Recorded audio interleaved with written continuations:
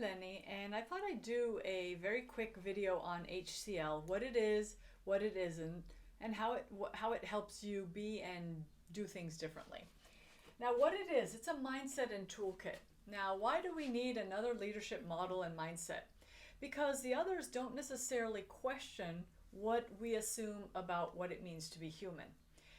In the context of our industrialized mindset, and that's not only in the industrialized countries, because the way the industrialized countries lead in the globalization, it kind of like distributes this way of thinking globally. So this is really a global issue now, is the mindset in the industrial model that we have now, which is a legacy, but it's really the same thing we use, is about seeing people as objects and as tools to this mechanism called the industrial model versus, humans, the humans we are, right?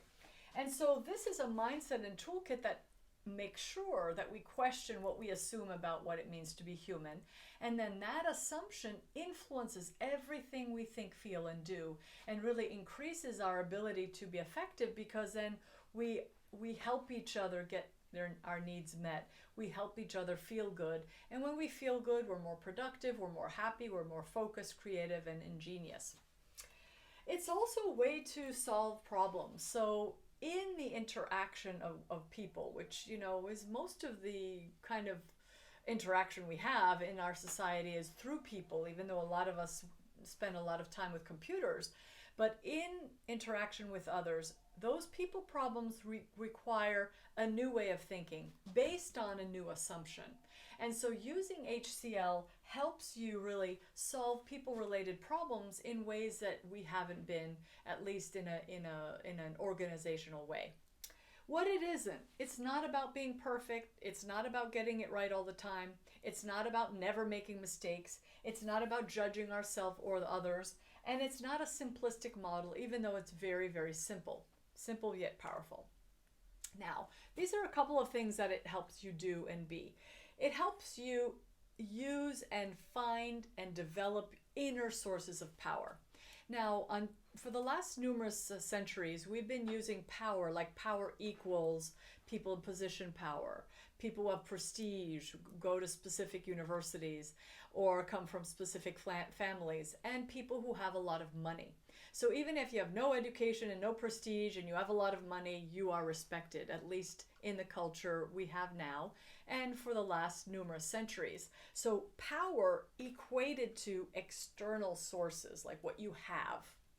Now, what we're seeing is in an environment or a context where things crumble, like billionaires become millionaires, or people can lose money because of the fluctuation of the financial industry or the financial market, or fires happen and that raise a whole city. Things happen and the external world is less stable or predictable than it used to be, at least in our perspective. And so it behooves us and it benefits us to have inner sources of power. What are sources of power that are inner? Self-confidence, self-trust, self-respect, leading with values versus preferences.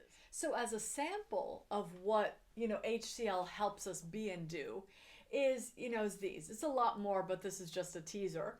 In the sense that it allows us to create engaging ways of collaborating and of solving problems, so that we can work on and focus on what we need to do versus what won't help us. Now, why haven't we done this in the past? Why, with all these books we read and all the articles written and all the courses given and all the MBAs, why haven't we learned how to do this so far? Well, because we haven't questioned what we assume about what it means to be human.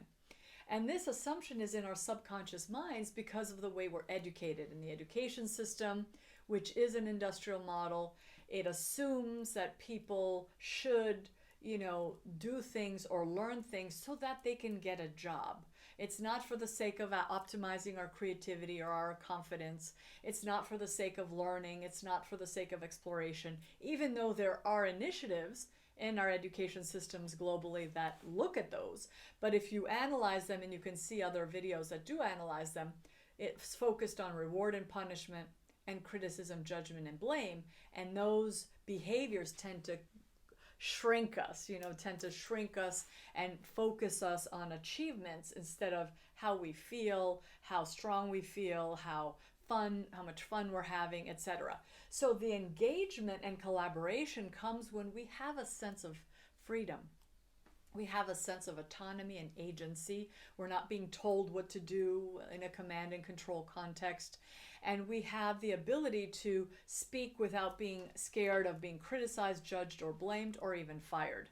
So it's amazing how one assumption that the human-centric leading model invites us to do can change everything. So we don't need to look at what specific behaviors we need to learn in this model. We think about how to change our assumption, which then leads us to naturally take the behaviors that help us co-create, collaborate, be more creative, and be confident and safe at work.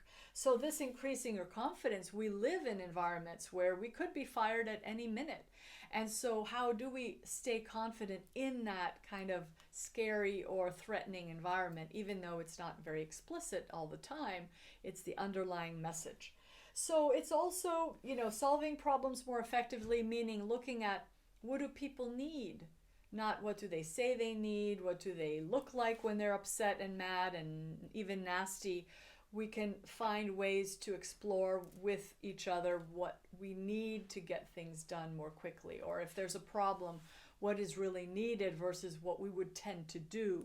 And this is a very wonderful skill it's innate in all of us. The human-centric leading model is based on everything that's already innate.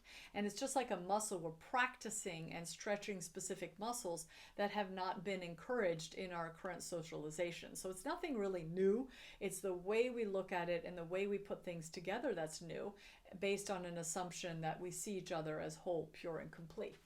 And so when we solve people-related problems more effectively, this is from math, more effectively, we basically look at, what would help someone feel better, or what doesn't work, like criticizing, judging, and blaming. And we would question, why do people do that even if it doesn't work, etc. So in the end, it humanizes workplaces. So this is a big wish in the environment. Since the 60s, 70s, we've been becoming more and more aware of our inner purpose, our inner led purpose.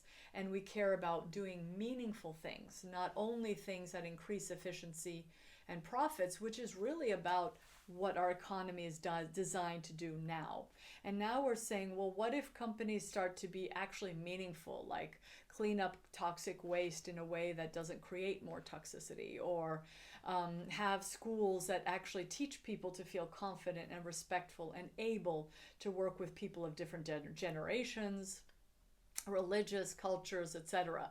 So this is what's happening. This initiative, human-centric leading, is really codifying what's already out there and what's already happening, and then saying, here's a simple way that we can do things that's, kind of distilled a lot of research, a lot of documents, a lot of insight that's already out there in the world at large, and puts it together in a simple way and say, if we could use that, things get more easy and things get more enjoyable. So the idea is to be, find our purpose. And then as we're, using our purpose or living our purpose, which may or may not be financially viable on a side note, we can't assume that a purpose in life is always going to make money for us. It could be for us to be kind, or for us to learn how to do something very difficult within a family context. So let's not mix those, but that's another video. But as we get closer to what we think and what we feel our purpose is, and how we can contribute to a more humanized environment, human-centric leading is a great way, it's a great mindset and a great toolkit to do so.